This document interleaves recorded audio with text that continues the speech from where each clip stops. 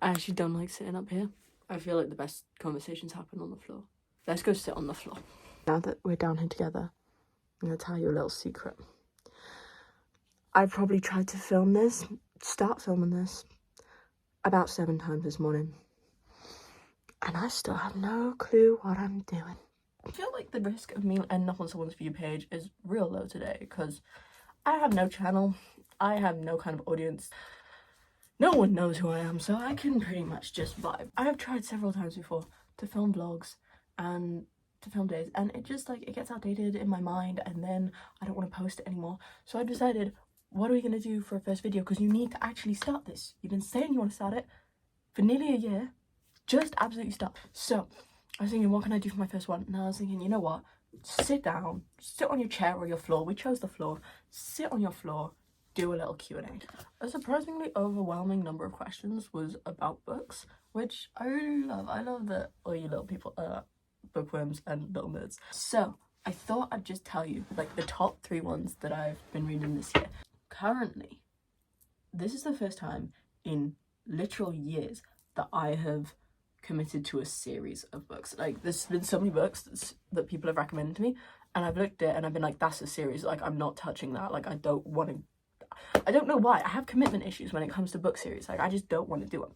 But then one day I was going camping with my friends and I forgot a book, so my partner gave me one to take with me, and it was a kids book series, but it's so good. It's called Cherub by Robert Muchamore. The first one is The Recruit. That was so good. Then I can't remember, I'm on the 4th. I can't remember what the rest of them are, but I'm on the 4th one at the moment. So far it's a sleigh. I'm gonna see how far in the series I get. I might not finish it all because I think it's about 14 books long. My other 2 favorite books that I've read this year: Perfect People by Peter James. It was so good. Like, oh, I can't tell you how good it was. I talked about that book for days, probably like a week afterwards. I nearly made my psychology teacher read it. And third and final place, by the way, these aren't in any order, this is just the order that I remember in, 13 by Steve Cavanagh. I think that's what his name is. That, basically, this is not a spoiler, this is just like a little premise thing. Basically, there's this serial killer, right? And he kills people, but then he gets put on the jury of that case. So then he sits on the jury and he like watches like other people get sentenced for his murders. And it's just like, it gets your brain like, just like, what is happening? Like, it was so good. It requires kind of a bit of concentration to read, and I don't know why, I just remember the font size being really small. So those are my 3 recommendations: Cherub series, 13, and Perfect People. If anyone reads any of them, please tell me. The next most repeated question was, who's my favourite band? Here's a fun little story time, right? Back when I was in, I think, my last year of high school, Chemical Romance announced their reunion, and I remember just sitting, like, I wanted to like look for a yoga tutorial, and I was sat on my bedroom floor and I was like, what should we do for yoga? And then I saw there was a video from My Chemical Romance that had just been posted, and I was like, excuse me? So I watched it. And then it was the one that announced at the end that there was a show in Milton Keynes, and that was the only UK show that they would do it, and I was there like, are you shitting my dick? I ran into my parents' room, I was crying, I was sobbing, I was like, they've come back, I'm gonna be in a lesson when the tickets go on sale, what do I do? Because my school was so strict on not having phones outside of your locker, so I couldn't get to my phone, and I was like, I need to get the tickets, what am I gonna do? So my dad put like people on his work onto, oh my god, I sound like Veruca Salt. But long story short, I was in a lesson at the time the tickets for the Milton Keynes show went on sale. So then my absolute godly father, after I finished the lesson, I ran to my locker and I checked my phone, and he had sent a message just being like, tickets secured, and then the typical dad's thumbs up emoji. And I broke down in the locker room. I was on the floor, I was crying. And then my friend was like hugging me and everyone was like crowded around, was like, is she okay, like is everything all right? And my friend was like, she just got tickets to a concert that she really wanted to go to. And then people were like, oh okay then. But I was, oh my god, I was a wreck. And then I saw them and they were just they were the first band that I have ever been like, holy shit, I love this sound. When I was in primary school, I thought that the only songs that like existed were like biblical assembly songs. Like I didn't know there were other songs. And then when I got into high school, tell me why for like a year I thought the only songs that existed were biblical assembly songs and musicals. Like all I listened to was like Wicked soundtrack and like Joseph and the Amazing Technicolor Dreamcoat, because I didn't know that like artists wrote songs. I don't know, it was stupid. I changed back into my other hoodie. This one, I don't know why, but it's low-key damp. Changed them back. I'm only gonna answer 3 more questions because I feel like this is already getting a bit long. The next question was, how did my business start? And if you're watching this, this isn't getting on anyone's For You page. I feel like if you watch this, you probably follow my Instagram account for my business, which is The Wardrobe. If you don't follow it, go follow it.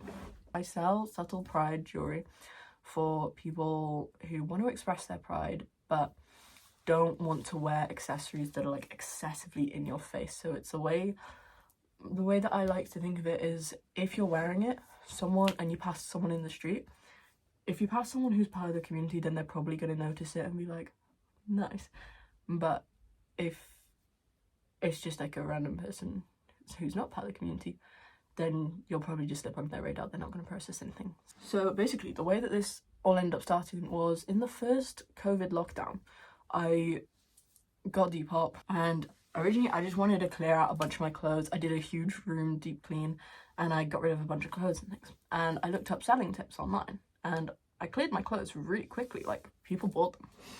And then I was scrolling through Depop and I saw that there were people who ran the whole jewelry businesses on there. So I was like, I could do that. So this is one of my favorite fun facts about my business. My business actually started, I didn't use money. I used an Amazon gift voucher that I had been given by some med students or scientists. I'm not even fully sure what they were, because I let them do an MRI scan of my brain for research. So I let them do an MRI. I watched Chicken Little whilst I was in the MRI scanner, and then they gave me a £15 Amazon gift voucher. And then I bought some cords, I bought some charms, and my jewelry business was born. And then one day I was like, you know what? I'm gonna splash out a bit. We're gonna get some crystals, like some crystal beads. So I got some, and then I was just like playing with them, and I was like, we could do like pink ones, green ones, and I was like experimenting with all the colours, and then I was like, could make a little rainbow. So I made my first ever pride piece. I'll have to see if I can find a picture of it. I remember texting it to my friend. It was chain like this and then a bar with rainbow crystal chips in the middle. And then I was thinking, like, do people want this? And then I made them in a whole variety of pride flag colours. I made the lesbian ones, the bi ones, the pan ones, and the trans ones, I think, first. And then I just put them up on my Etsy and my sales just went straight up, and I was like, and then I posted my first video. No, I posted lots of videos before, but I posted my first video of the pride jewelry, and that was the first time I've ever had a video blow up. I think it got around 100-something thousand views, and I gained like 2,000 followers off that. I remember my goal for the month had been to like hit 400 followers on Instagram, and suddenly I was at 2,000, and I was like that was my first ever experience of blowing up or having like loads of traction all at once, and that was an insane moment. But the comments and messages that I got from that, from everyone just being really, really excited and happy about it, just made me feel like I was doing something right, and it felt better than when I had just been like sticking charms onto things. Like, I still like to do that now, like I enjoy it, but when I realized how many different designs I could create, how many different styles, how many different flags I could represent, how many people I could help to like feel a bit seen, then I got so excited about that, and I created so many different designs. There's now a whole bunch of different designs on my website, and just getting messages from like people all over the world. Like, The maddest is when I have a launch and people will message from like Australia, because I live in the UK. When people will message from like different countries saying like what time they've woken up or set alarms for so that they can buy at my launches, that is, I tell you, like, I can never believe it. I'm like, wow, it's a huge privilege, and I don't even know what to say. I'm so grateful for that. But yeah, that's long story short of how the business started and how it's been going. One question that a lot of people asked that I thought was very sweet to ask was how I've been doing lately. I've been doing very well. I took a long break from Instagram. As I just spoke about, I had my business account that blew up a few more times, and I think when I left it, when I went on a break, it had about 14,000 followers. Now it's on like 12,000, but that's okay. I've been alright. I initially took a break because I had so much college work going on. I wasn't able to run my business to a level that I was actually proud of. Trying to balance it for a while. I would occasionally post, I wouldn't really. I wasn't very prompt with things, like, because I had so much other stuff going on. And then in the end I was like, you need an official break. So I took about 4, 5, 6, who knows, months off. Basically went MIA. But now I'm back. And I plan to be back today and tomorrow and the day after and all the days after that. And it feels really good. I've been really excited to keep working, and things in my life I honestly don't think they've ever been better. My mental health, it be slaying. I finished education, which was mental, and I finished it well, I think. Find out on results day next week. My friends are incredible. I'm in the first relationship in my life ever where we're both mentally stable. That's a win. Everything's just going really good, and I'm very happy with it, and I plan on maintaining it and keeping it like that, and also going on to new things and sharing them and documenting them on this so that in a few years I can look back on it. And I thought it was a fly, it's a bit of fluff off my hoodie. A few years I can look back on it all and be like, yeah, you did that. And I'm just really excited. I'm excited for the rest of the year. I'm excited for next year. I'm excited for today. I'm excited for tomorrow. Just everything's going really good. And now the final thing that I wanted to respond to was advice to younger. I'd say my number one piece of advice that I've probably given out in DMs and stuff is don't be in any rush. The labels, the people, nothing is going anywhere. Like, I've had messages from people before who are going through like whole identity crisis, and they're like, I thought that I liked this person, but now I like this person, but like they're a boy and they're a girl and they're like not either, and what does that mean for me? And it's like, breathe, it's okay, you're young. It doesn't matter when you label yourself, or even if you do at all. You don't need. I saw this quote once that was like, labels are supposed to be a comfort, not a prison. And I feel like that stands so true for in the community, because there's so many labels these days, and it's very easy, especially when you're younger and you want to feel involved and you want to feel like you are part of the community, but you don't exactly know whereabouts you fit in. It can be a very confusing time, and you don't know who you are really. And I feel like that holds up for everyone, whether you're straight or gay or what.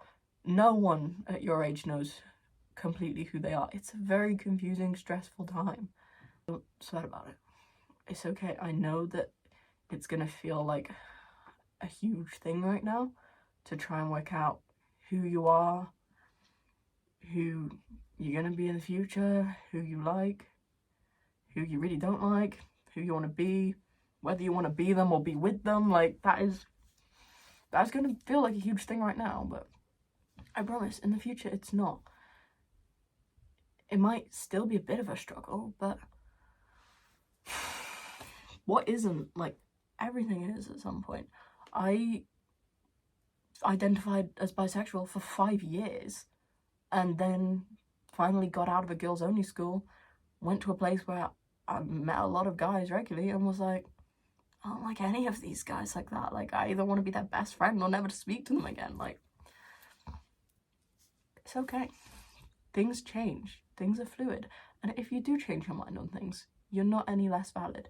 Don't let people who tell you that if you've changed your mind or that you've realised you're actually not something, you're something else, don't let those people tell you that you're fake, or that you're just trying to be trendy, or that you don't really fit in, because that's them projecting their own insecurities. You find things out at your pace and in your own way, not with the criteria of somebody else. If you want more specific advice, I will maybe do another floor chat soon. Maybe we could have just a special like LGBT episode, but I don't know. In the future, we'll see what this holds. I don't know how many floor chats I'll do. Maybe we'll do 1 floor chat a month. Send me absolutely anything every month and we will sit here. Maybe I'll be able to show you my dog actually next time. Maybe we'll bring in Milo, the Build-A-Bear frog, and we'll just sit here. We'll get a drink next time. We'll have a hot chocolate or a green tea, and we can just sit here and we can just chat and catch up. But if you watched here, thank you very, very much. I don't know how many people will have, but if you did, I appreciate it and I appreciate you. But I hope day, night, morning, whatever you have, I hope you have a really, really good one, and go be fabulous.